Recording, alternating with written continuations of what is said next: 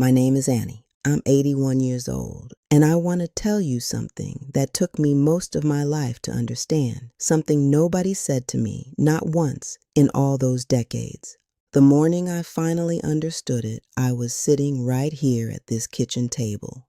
The light was coming in the way it does in late October, low and gold, a little watery. I had a cup of coffee in both hands because my fingers had been stiff all week, and I was looking at the phone, waiting for it to ring. I'd fallen 2 days before. Nothing broken, just my pride and my left knee, which had swollen up like a grapefruit.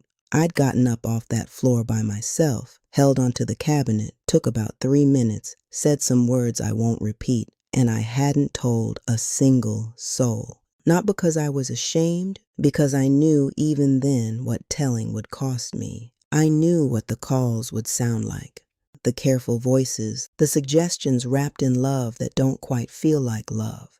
Maybe it's time, Mama. Maybe you should think about. I knew where that road went. I'd watched enough people walk it. So I sat there with my coffee, knee throbbing, and I thought, what is actually holding me up right now? Not who. What? I was raised to believe that family was everything. You didn't question that. You didn't examine it. In the house I grew up in, 5 children, 2 parents, 1 rule. Family was the walls, the floor, and the ceiling all at once. My mother never sat down. I don't think I ever saw that woman sit unless it was Sunday and the pastor had said something that required stillness. She just moved, always moved, holding everything together through sheer refusal to stop. I learned from her. Learned to be the steady one. Learned that love looks like showing up, not saying anything soft. For 60 years, I built my life around that, around being present, being useful, being there. For Earl, for my children, for whoever needed the steadiest person in the room. And then Earl passed. And then the children had their own lives, as they should.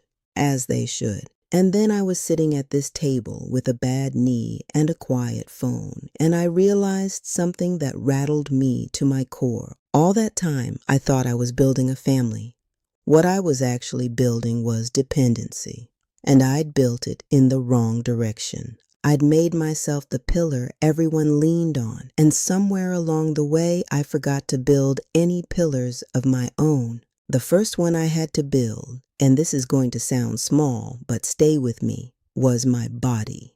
Not my health in some big abstract sense. My body. The physical, daily, embarrassing, unglamorous business of keeping this machine moving. I didn't take it seriously until I had to. When I was around 73, I started noticing that getting up from a low chair was becoming a production. 2 hands on the armrests. A little grunt I'd never made before. A pause at the top to make sure everything had arrived. I told myself it was normal. Of course it's normal. You get older, things slow down, but I watched what happened when my neighbor, lovely woman, 3 houses down, used to bring me tomatoes from her garden every August. I watched what happened when she decided that because her hips hurt, she would simply sit more. By the next summer, she wasn't bringing tomatoes. She wasn't coming outside at all. The year after that, her daughter's car was in the driveway most days. The year after that, she was gone, moved into one of those places, and her daughter told me, when she came to collect the last of things, she didn't lose her mind. Her mind was sharp as ever. She just stopped being able to move. And when you can't move, you can't choose.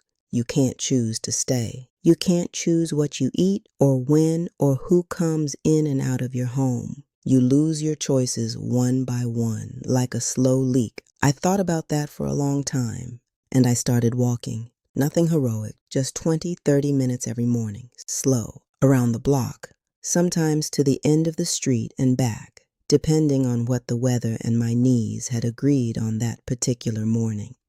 I want to be honest with you. There were mornings I stood at the door and the sidewalk looked far away and I thought, I don't have to do this today. But I'd think about choices, about the slow leak, and I'd go. I started stretching too. Not the dramatic kind, just sitting in this chair and rolling my ankles, lifting my knees, turning my neck slow and easy. Things a person could do in their pajamas before the coffee finished brewing. It's been 8 years of that now, and I still get out of bed without holding on to anything. I can still walk to the corner store. I can still carry my own bags. That means I don't have to ask. And not having to ask, that's not stubbornness. That's freedom. The second pillar took me longer to understand, and honestly, it embarrassed me when I finally did. It's this: you have to learn to need less. Now wait, I know how that sounds. I know it sounds like I'm telling you to lower your expectations of life. That's not what I mean. I spent most of my adulthood building a life that cost a certain amount to maintain, a house that needed a certain amount to heat.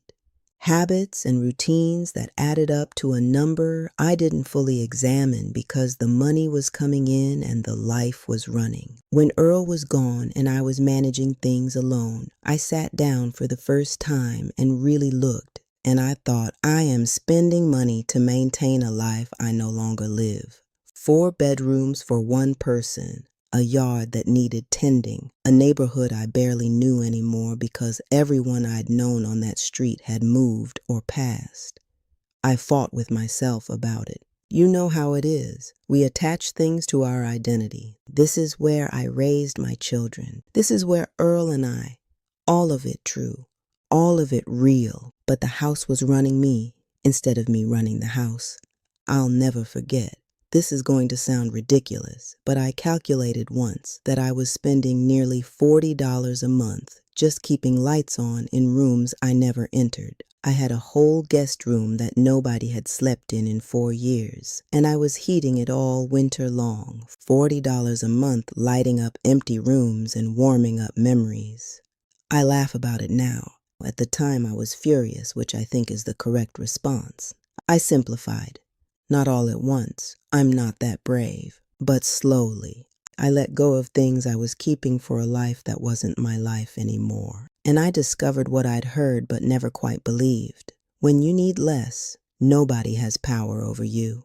I don't need to ask my children for money. I don't need to smile and accept help that comes wrapped in conditions. I don't need to make myself smaller to fit someone else's idea of what's practical. One of my daughters, she means well.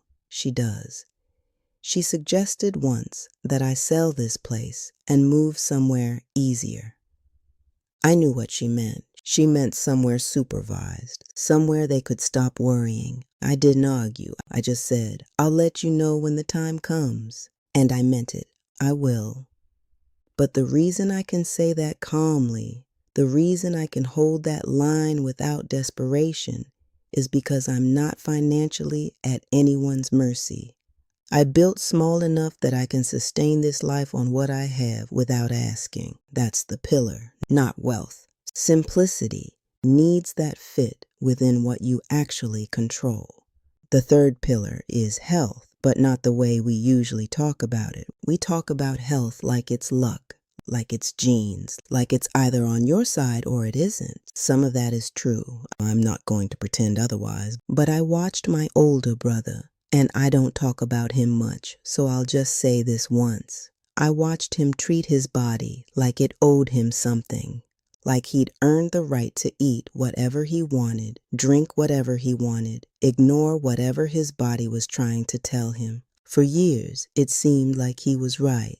He seemed fine. Seemed tough. At 70, the bill came due, not all at once, slowly, then suddenly. Medications multiplied. Appointments filled his calendar. He stopped driving because the medication made him dizzy. He stopped living independently because the condition required management that he couldn't do alone. He was sharp. His mind was clear. He just hadn't maintained the vessel that mind lived in. I started doing small things differently around 70, not because someone told me to. I'd been told things for years. I started because I watched and I understood finally what the cost of not doing them would be. I eat real food, not perfectly. I'm not performing for anyone, but mostly things that came from somewhere recognizable. I drink water. I sleep the same hours every night, which at 81 means I am asleep at 9:30, and I refuse to be embarrassed about it. I go to my doctor every year whether I feel sick or not. Not because I enjoy sitting in a waiting room for an hour and a half listening to a television I didn't choose. I do not enjoy that. But because the things that can quietly begin going wrong at our age don't always announce themselves. Small things done consistently over years. That's all it is. Not dramatic, not expensive, just consistent. Because here's what consistent maintenance buys you: the ability to manage your own life. Every medication you're not on is a dependency you don't have. Every appointment you're not being driven to is a favor you don't have to ask. I'm not saying illness won't come. It may. For all I know, it's already on its way, and I just haven't met it yet. But I'm not arriving at that door already weakened from neglect.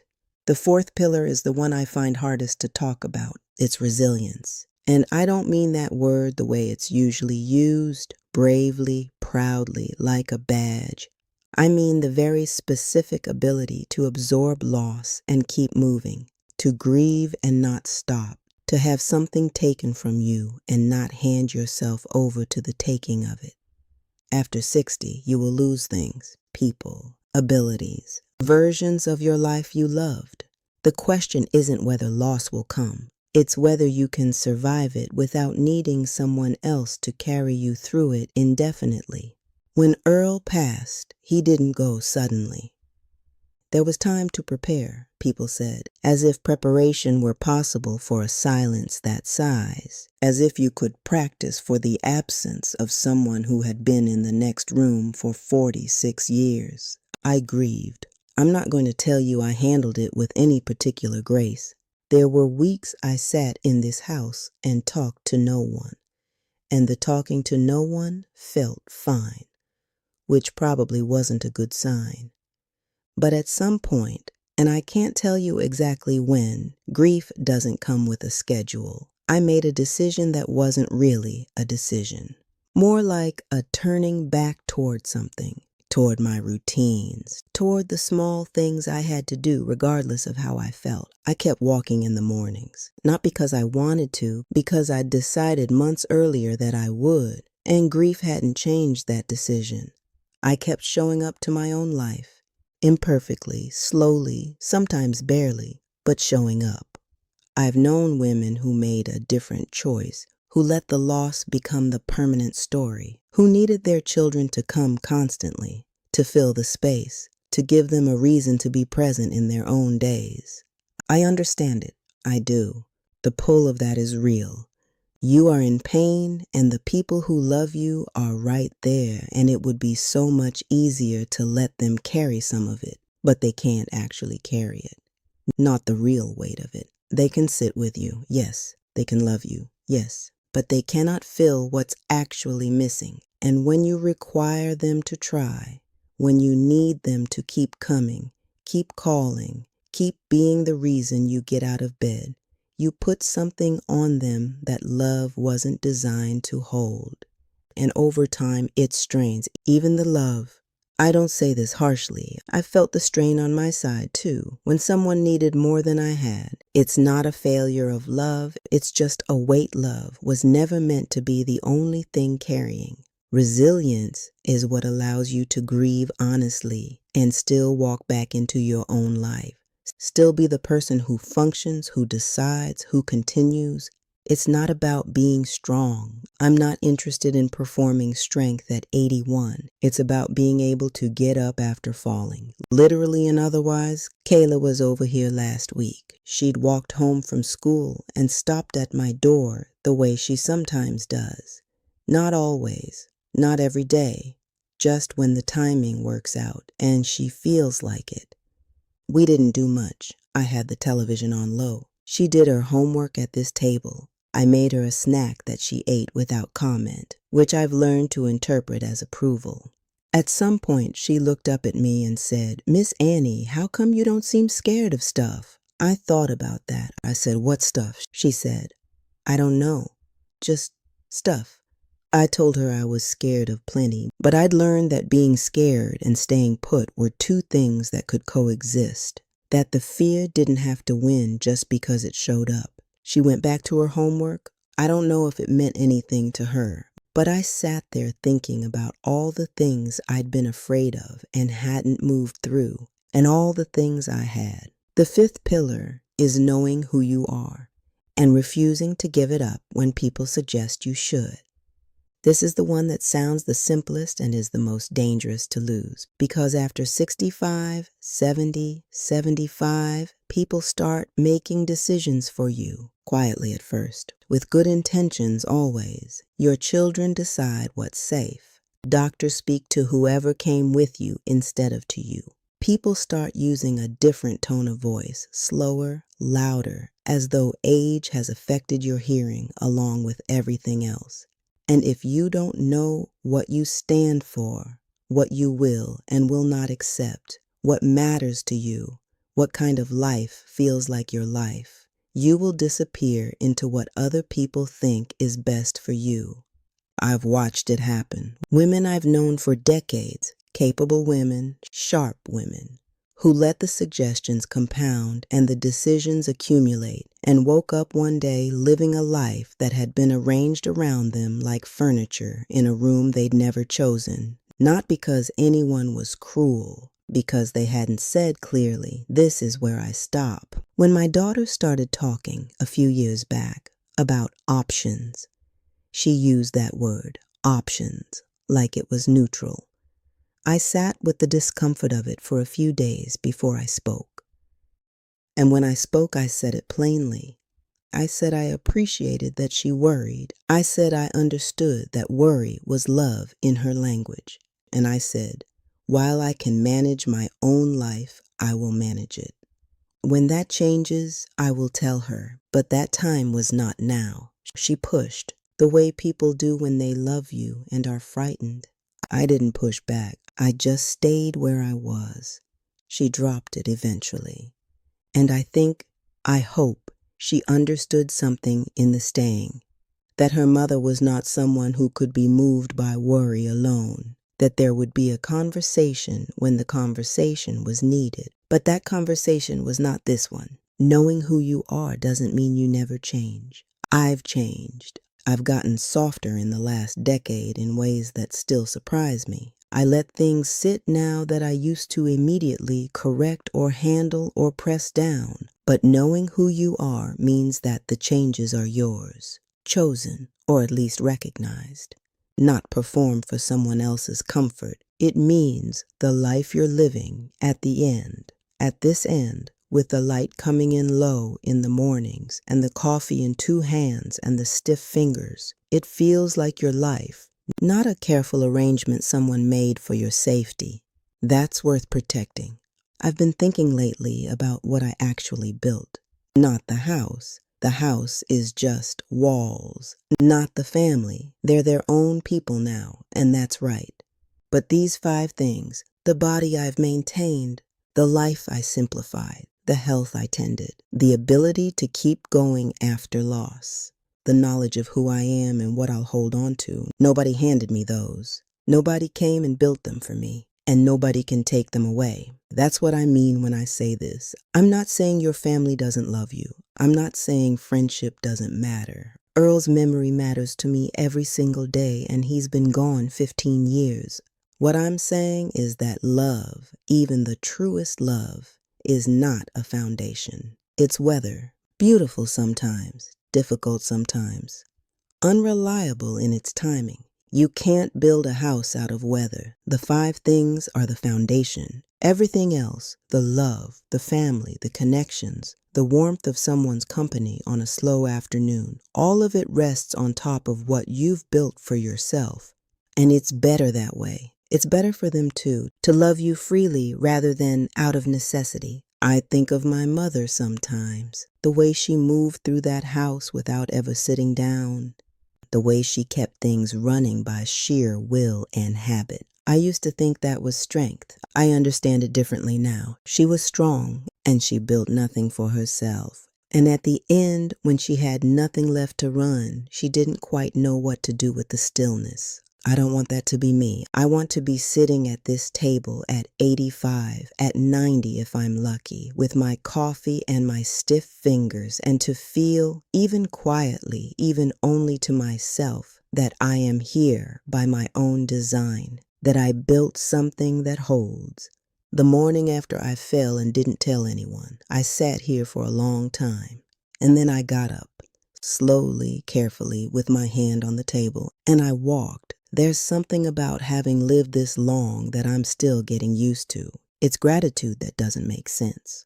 For the ordinary things, for 30,000 mornings roughly, for every season I got to see come around again, for the years that were hard and the ones that were kind and the rare ones that were both at the same time. I don't know how many mornings I have left. None of us do, and I stopped pretending otherwise a while back. But I want the ones I have to be mine. That's all I wanted to tell you. If any of this felt familiar to you, if you've been sitting with some of these same questions, I wrote some of this down more fully in a book called The Freedom Code. It's for people who want to think clearly about this next part of life before someone else starts thinking for them. You can find it below. Thank you for sitting with me today. I mean that. If you want to come back sometime, I'll be here. The subscribe button is somewhere on your screen, and I'm not going to tell you it'll change your life. But it might be a good place to sit now and again. Take care of yourself, whatever that means to you.